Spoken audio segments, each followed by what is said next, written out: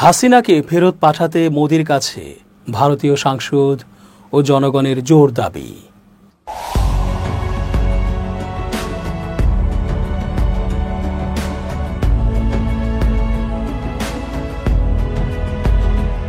আসসালামু আলাইকুম প্রিয় দর্শক, আমন্ত্রণ আজকের আলোচনায়। চেঞ্জ টিভির আন্তর্জাতিক চোখ অনুষ্ঠানে এস জে রতন স্বাগত জানাচ্ছি। হাসিনাকে আর এক মুহূর্ত ভারতে আশ্রয় দেয়া নয়। মোদি একটা বর্বর রাষ্ট্রপ্রধান এবং ভারতটাকে একটা হিন্দুত্ববাদী জঙ্গি রাষ্ট্র বানাতে সিদ্ধহস্ত। না হলে বাংলাদেশ থেকে সে দেশের সাধারণ জনগণ এক হয়ে তাকে পালিয়ে যেতে বাধ্য করেছে। হাসিনার রেজিমের চিরবিদায় দিয়েছে। ধিক্কার জানাচ্ছে সেই দলের প্রধান শেখ মুজিবকে। সেই পতিত হাসিনা তার দল ও দোসরদের মোদি কিভাবে ভারতের মতো বহু মতের ও আদর্শের দেশে আশ্রয় দিয়ে দেশটাকে প্রশ্নবিদ্ধ করছে, তাই ফুঁসে উঠেছে সে দেশের সাধারণ শান্তিপ্রিয় জনগণ এবং সাংসদরাও।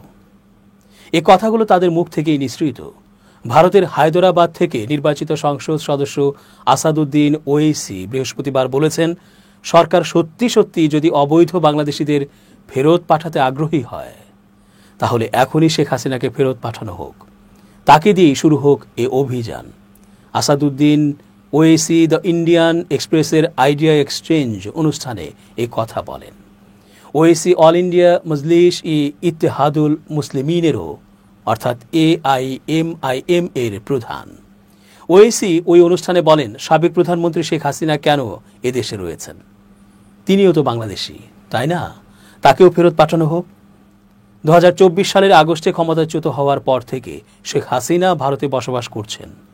দ্য ইন্ডিয়ান এক্সপ্রেস পত্রিকার আইডিয়া এক্সচেঞ্জ অনুষ্ঠানে বিশিষ্ট অতিথিদের বিভিন্ন সময়ে বিভিন্ন বিষয়ে প্রশ্ন করা হয়, তাদের অভিমত জানতে চাওয়া হয়।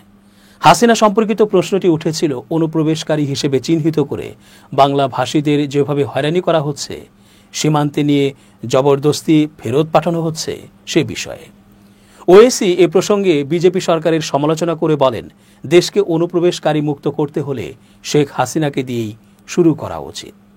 আমরা কেন বাংলাদেশের ক্ষমতাচ্যুত প্রধানমন্ত্রীকে দেশে রেখেছি?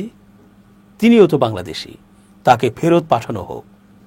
লোকসভার এ সদস্য বলেন, বাংলাদেশের জনপ্রিয় অভ্যুত্থানকে ভারতের মেনে নেওয়া উচিত। নতুন সরকারের সঙ্গে সুসম্পর্ক গড়ে তোলা দরকার। নিজের মন্তব্যের ব্যাখ্যায় ওয়েইসি বলেন, একদিকে একজন বাংলাদেশিকে আমরা এদেশে থাকতে দিচ্ছি, তিনি নানা ধরনের বক্তব্য দিচ্ছেন, বিবৃতি দিচ্ছেন, সমস্যা সৃষ্টি করছেন। অন্যদিকে পশ্চিমবঙ্গের মালদহ মুর্শিদাবাদ জেলার দরিদ্র বাংলাভাষী নাগরিকদের পুনে থেকে উড়োজাহাজে চাপিয়ে কলকাতায় নিয়ে যাওয়া হচ্ছে এবং সীমান্তে গিয়ে নো ম্যানস ল্যান্ডে ছেড়ে দেওয়া হচ্ছে। তারা সত্যিই বাংলাদেশি অনুপ্রবেশকারী কিনা সেটা যাচাই পর্যন্ত করা হচ্ছে না। ওয়েইসি বলেন, দেশে যিনি বাংলা ভাষায় কথা বলছেন তিনি বাংলাদেশি হয়ে যাচ্ছেন। কি ধরনের বিদেশ আতঙ্ক কাজ করছে এ থেকে বোঝা যায়। এসব মানুষকে বন্দিশালায় আটকে রাখার অধিকার পুলিশকে কে দিয়েছে? এখানে সবাই পাহারাদার হয়ে গেছে। ওয়েইসির সমালোচনার লক্ষ্য বিজেপি ও তার নীতি। বিহারে ভোটার তালিকার নিবিড় সংশোধনের অর্থাৎ SIR এর নামে যা চলছে সেটার বিরোধিতা করেন ওয়েইসি। তিনি বলেন, ভোটার তালিকা থেকে বৈধ নাগরিকদের, বিশেষ করে মুসলিমদের নাম বাদ দেওয়া হচ্ছে। প্রকৃত নাগরিকদের নাম বাদ গেলে তখন তাদের নাগরিকত্ব নিয়ে প্রশ্ন উঠবে। বিহারে এর আগের নির্বাচনে তার নিজের দলের সমর্থকদের এ অভিজ্ঞতা হয়েছে বলে ওয়েইসি জানান। অনুপ্রবেশকারীদের জবরদস্তি বাংলাদেশে ঠেলে পাঠানো নিয়ে ভারত ও বাংলাদেশের সম্পর্কে অবনতি ঘটেছে। প্রধানত পশ্চিমবঙ্গ, আসামের সীমান্ত এলাকা দিয়ে ভারতীয় সীমান্তরক্ষী বাহিনী BSF এ কাজ করছে। এ নিয়ে পশ্চিমবঙ্গ সরকারের সঙ্গে কেন্দ্রীয় সরকারের বিরোধ তীব্র হয়েছে। বাংলাভাষী ভারতীয় মুসলিমদের যারা ভিন রাজ্যে কোনো না কোনো পেশার সঙ্গে যুক্ত, বিশেষ করে মহারাষ্ট্র ও গুজরাটে যারা শ্রমিক হিসেবে রয়েছেন, তাদের নিত্য হয়রানি সহ্য করতে হচ্ছে, হেনস্থা হতে হচ্ছে। বিজেপি শাসিত রাজ্যগুলোতেই এই ধরপাকড় বেশি হচ্ছে। এর বিরুদ্ধে পশ্চিমবঙ্গের শাসক দল তৃণমূল কংগ্রেস সংসদেও প্রতিবাদ করছে। বাংলাভাষী ভারতীয়দের হেনস্থার বিরুদ্ধে বিক্ষোভ দেখানো হয়েছে। ভারতের রাজধানী নয়াদিল্লি ও পশ্চিমবঙ্গের কলকাতায় আওয়ামী লীগের রাজনৈতিক কার্যালয়গুলো অবিলম্বে বন্ধের জন্য সে দেশের সরকারকে আহ্বান জানায় ঢাকা। ভারতের পররাষ্ট্র মন্ত্রণালয় এর জবাবে বলেছে, ভারতে আওয়ামী লীগের কথিত সদস্যদের বাংলাদেশ বিরোধী কোনো কর্মকাণ্ড বা ভারতের আইনের পরিপন্থী কোনো কার্যক্রম সম্পর্কে ভারত সরকার অবগত নয়। বাংলাদেশের পররাষ্ট্র মন্ত্রণালয়ের জারি করা এক বিবৃতির বিষয়ে গণমাধ্যমের প্রশ্নের জবাবে গেল বুধবার 20 আগস্ট ভারতের পররাষ্ট্র মন্ত্রণালয়ের মুখপাত্র রণধীর জয়সওয়াল এ মন্তব্য করেন। সাংবাদিকদের তিনি বলেন, ভারত সরকার অন্য দেশের বিরুদ্ধে রাজনৈতিক কর্মকাণ্ড তার মাটিতে পরিচালনার অনুমতি দেয় না। রণধীর জয়সওয়াল বলেন, বাংলাদেশের অন্তর্বর্তীকালীন সরকারের জারি করা সংবাদ বিজ্ঞপ্তিটি ভিত্তিহীন। তবে তিনি উল্লেখ করেন, বাংলাদেশের জনগণের ইচ্ছা ও ম্যান্ডেট নিশ্চিত করার জন্য দ্রুততম সময়ের মধ্যে অবাধ, সুষ্ঠু ও অন্তর্ভুক্তিমূলক নির্বাচন অনুষ্ঠিত হবে বলে ভারত তার প্রত্যাশা পুনর্ব্যক্ত করছে। এর আগে বুধবার 20 আগস্ট ভারতের রাজধানী নয়াদিল্লি ও পশ্চিমবঙ্গের কলকাতায় আওয়ামী লীগের রাজনৈতিক কার্যালয়গুলো অবিলম্বে বন্ধের জন্য সে দেশের সরকারকে আহ্বান জানায় ঢাকা।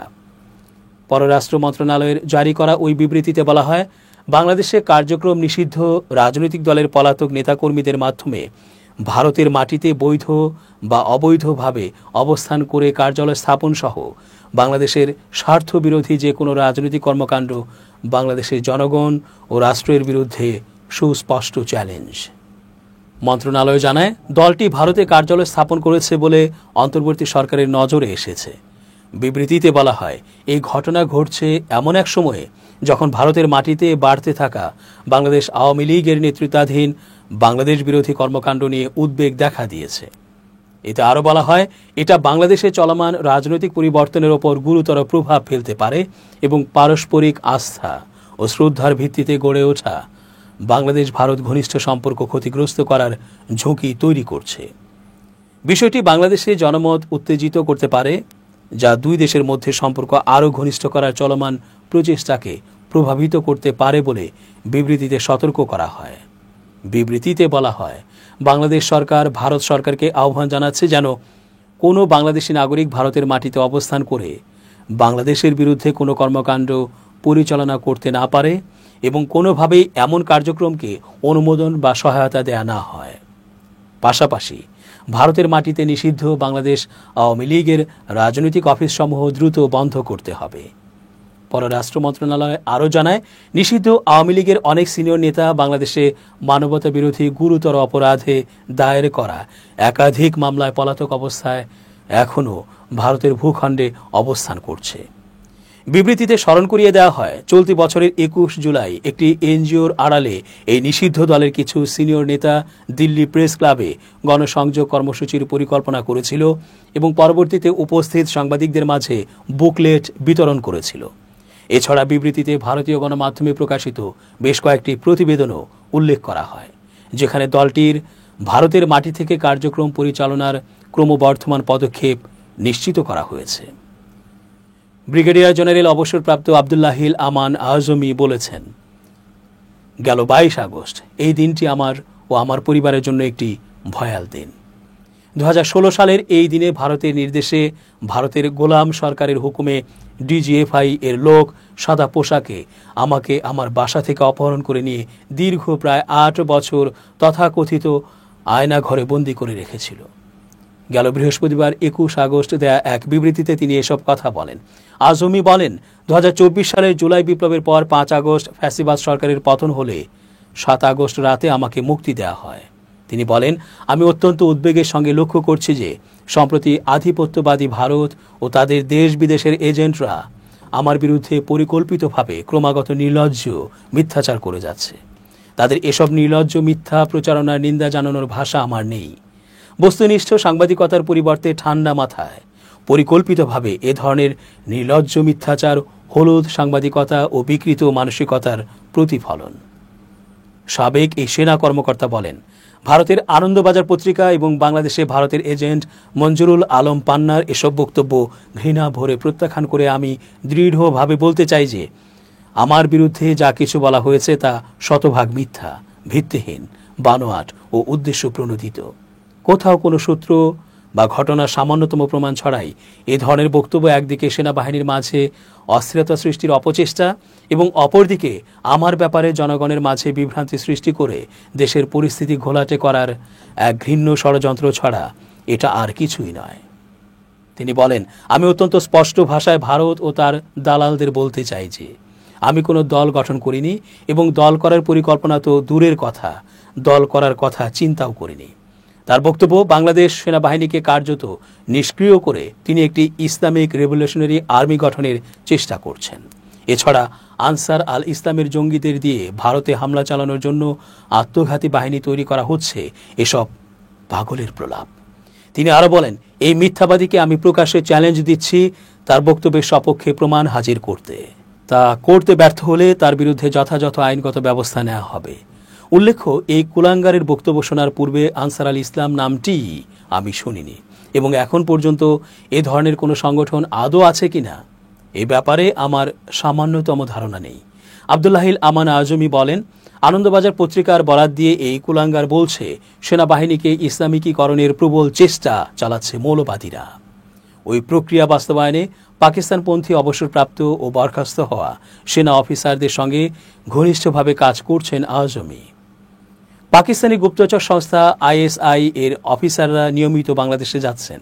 তারা ঢাকার মহাখালী DOHS এলাকায় একটি অফিস তৈরি করেছেন। এসব বক্তব্য আমার ও আমার প্রাণপ্রিয় সেনাবাহিনীর ভাবমূর্তি ক্ষুণ্ণ করার ভারতের অপচেষ্টার অংশ বলে নিশ্চিতভাবে বলা যায়। তিনি বলেন, আমি দৃঢ়ভাবে বলতে চাই যে আমাকে যারা পাকিস্তানপন্থী বলে অপপ্রচার করে তারা ভারতের পোষ্য, দালাল, দোসর ও এজেন্ট। আমি খাঁটি বাংলাদেশি। আমার প্রতিটি শিরা, উপশিরা, অণু, পরমাণু, লোমকূপ, রক্তবিন্দু খাঁটি দেশপ্রেমিক বাংলাদেশি। সেনা সদর থেকে এই বক্তব্যের তীব্র প্রতিবাদ জানানো উচিত এবং সংশ্লিষ্ট ব্যক্তির বিরুদ্ধে আইনানুগ ব্যবস্থা নেওয়া উচিত। আমি এ ব্যাপারে সেনাপ্রধানের দৃষ্টি আকর্ষণ করছি। দর্শক, আজ এ পর্যন্তই। আল্লাহ সহায় হন। changeTV.press, এক ফোঁটা হলুদ নেই।